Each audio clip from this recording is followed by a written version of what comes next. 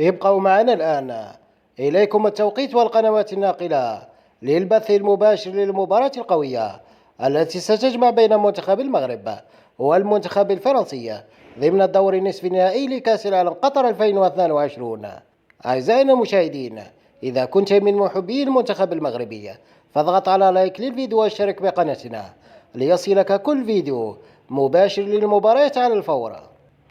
إذا يلعب المنتخب المغربي لكرة القدم يوم الأربعاء الموافق ل14 من ديسمبر مباراة رسمية ضمن نصف نهائي كأس العالم قطر 2022 أمام المنتخب الفرنسي، حيث تنطلق صافرة المباراة في تمام الساعة 10 مساء بتوقيت السعودية وقطر والعراق، وفي تمام الساعة 8 مساء بتوقيت الجزائر والمغرب وتونس، والسابعة مساء بتوقيت غرينتش. أما فيما يخص القنوات الناقلة للمباراة القوية فستكون منقولة على قنوات بين سبور القطرية وكذا قنوات الدوري والكأس القطرية، فبالتوفيق للمنتخب المغربي.